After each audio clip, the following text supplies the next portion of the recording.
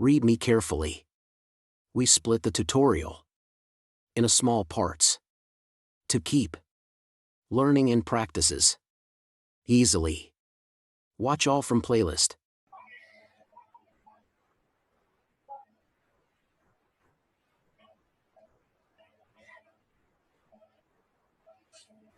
আচ্ছা, এখানে যে প্রথমে টাইটেলের মধ্যে এসিনিয়াস শব্দটা আছে, বেয়ারটা মনে হয় নাই।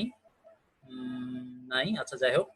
এরপরে এখানে আছে যে বেয়ার শব্দটা এখানে আছে, এখানে আছে। তারপরে এই যে এসিনিয়াস শব্দটা এখানে আছে। মোট কথা ছড়িয়ে ছিটিয়ে থাকলেই হয়েছে। এখানে আবার আমরা কিছু ট্যাগের অপশন পাবো। ট্যাগ কোথায়? ট্যাগ, এই যে ট্যাগ, এগুলোকে বলে ট্যাগ। ইনস্টাগ্রামের সময় আমরা হ্যাশ সহ ব্যবহার করবো, ইউটিউবের ক্ষেত্রে হ্যাশের কোনো দরকার নাই। ইউটিউবে ডাইরেক্ট দেখেন আমি বেয়ার লেখার পর কমা দেওয়ার পরে এরকম একটা আলাদাভাবে ট্যাগ হয়ে যাবে। কম্পিউটার লেখার পর একটা কমা দিলে একটা আলাদা ট্যাগ হবে। এভাবে আপনারা যেটা কিওয়ার্ড সেগুলোকে রাখবেন প্রথমে রাখবেন। মোট কথা ট্যাগের মধ্যে এসে সবগুলো কিওয়ার্ড আপনারা দিয়ে দিবেন। আমি এখানে লং গুলোও দিছি, শর্ট গুলোও দিছি, সবই দিয়ে দিছি। তাহলে ট্যাগের মধ্যে দিলাম, তারপর ডেসক্রিপশনের মধ্যে দিলাম, টাইটেলের মধ্যে শুধু এসিনিয়াসটা ছিল। আপনারা চেষ্টা করবেন দুইটাই রাখতে, দুইটা রাখলে মানে মূল কিওয়ার্ডটা যেন পুরোটাই থাকে, তাহলে একটু ভালো হয়, ভালো রেজাল্ট আসে। ঠিক আছে, এখানে এতটুকুই। তারপরে চ্যানেলেও কিছু ডেসক্রিপশন, এগুলো আমরা ইউটিউব ক্লাসে শিখবো, চ্যানেলেও কিভাবে এটা করা যায় এগুলো আমরা পরে শিখবো। আজকে আপাতত জাস্ট অন পেজ আমি কয়েকটা টপিক নিয়ে, অর্থাৎ একটা পোস্ট ধরে কন্টেন্ট ধরে সেটা দেখালাম। এটা হলো আপনাদের একটা অন পেজ। এটা বুঝলেই হবে যে এইভাবে আমরা পেজের মধ্যে জাস্ট কিওয়ার্ডটাকে যেখানে বসানোর সুযোগ আছে সেখানে বসাতে পারলেই আমাদের র্যাঙ্কিং এর কাজ বা এসইওর কাজ বা অন পেজ এসইওর কাজটা হয়ে যায়। ঠিক আছে, অন পেজটা মোটামুটি গেল। তবে অফ পেজটা আসলে আরো বড়, অনেক বড় সেক্টর হচ্ছে অফ পেজ। অন পেজটা অনেক ছোট, কারণ সব কাজগুলো আপনি একটা জায়গার মধ্যে বসেই করে ফেলবেন। কিন্তু অফ পেজের জন্য জায়গার শেষ নাই।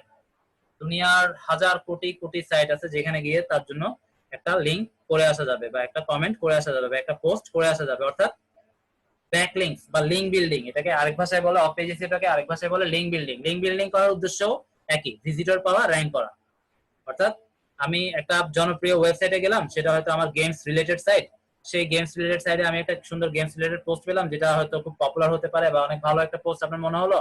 সেখানে নিচে হয়তো কমেন্ট করারও সুযোগ আছে, তাহলে আর দেরি না, সাথে সাথে সেখানে একটা কমেন্ট করে দিবেন। আর কমেন্ট করার সময় অবশ্যই চেষ্টা করবেন কিওয়ার্ড এবং লিংক এগুলো যেন দেওয়া যায়, বা এগুলো দিতে অবশ্যই চেষ্টা করবেন, কারণ এগুলো দিলে ভালো। শুধু কিওয়ার্ড থাকলেও চলে, তবে লিংক দিলে ভালো, কারণ লিংক দিলে সে ওখান থেকে পার্মানেন্ট ভিজিটর পাবে। আপনি যে একটা কমেন্ট করবেন সেই কমেন্টেরও কিছু নিয়ম কানুন আছে, সেগুলো আমরা আলোচনা করব। শুধু একটা আপনি আপনার প্রচার মার্কেটিং করার জন্য একটা কমেন্ট করে দিলেন, তাহলে যে কমেন্টটা ওখানে রয়ে যাবে তা না। ওরকম হলে কমেন্টটা আপনি করলেন একদিন বা 2 দিন বা এক সপ্তাহ পরে, যখন ওটার যে ওনার বা ওটার যেটা অথরাইজ মডারেটর তার চোখে পড়লে এটা ডিলিট করে দেবে। কিন্তু আপনি যদি তার পোস্টটা নিয়ে একটু পড়েন, ঘাটেন, তারপরে যদি কমেন্টটা করেন তাকে নিয়ে 2-3টা লাইন লিখলেন, পরে আপনি একটা লাইন বা 2টা লাইন বা খুব শর্টকাট আপনি আপনার মার্কেটিংটাও করে ফেললেন, যে এখানে গেলে অমুক জিনিসটা পাবা। ফার্স্টে ওকে অনেক প্রশংসা করে ফেললেন যে তুমি তো অনেক ভালো লিখো, তুমি তো অনেক জিনিয়াস, তুমি তো এই সেই, তোমার দ্বারা পৃথিবীতে অনেক কিছু হবে।